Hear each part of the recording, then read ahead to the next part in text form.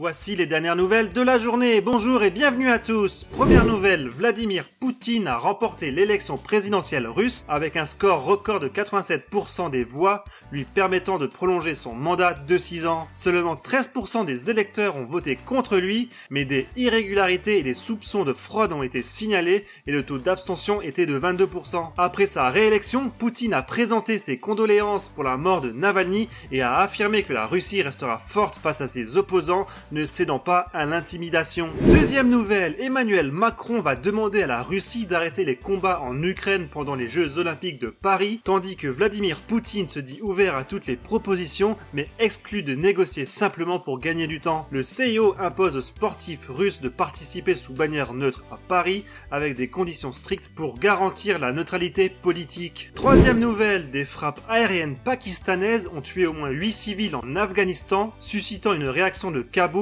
dénonçant une violation de la souveraineté et menaçant Islamabad de conséquences incontrôlables. Des tensions frontalières entre les deux pays se sont intensifiées depuis le retour des talibans au pouvoir en Afghanistan. Le Pakistan accuse des groupes armés tels que les talibans pakistanais de mener des attaques depuis le sol afghan, tandis que l'Afghanistan nie toute implication. Quatrième nouvelle, la Corée du Sud accueille à Séoul la 3e édition du sommet de la démocratie visant à renforcer la solidarité entre les régimes démocratiques alors que les normes démocratiques mondiales ont diminué selon un rapport récent. Malgré la participation confirmée des États-Unis, certains pays démocratiques n'ont pas été invités aux éditions précédentes, suscitant des critiques. Et enfin, dernière nouvelle, le Brésil connaît une vague de chaleur intense avec des températures ressenties atteignant un record de 62 degrés à Rio de Janeiro, soit une température réelle maximale de 42 degrés ce dimanche. La situation est critique dans de nombreuses régions, nécessitant des mesures de précaution supplémentaires. Les habitants cherchent refuge sur les plages bondées et dans les parcs, tandis que les experts attribuent ce phénomène extrême au changement climatique et au phénomène El Niño.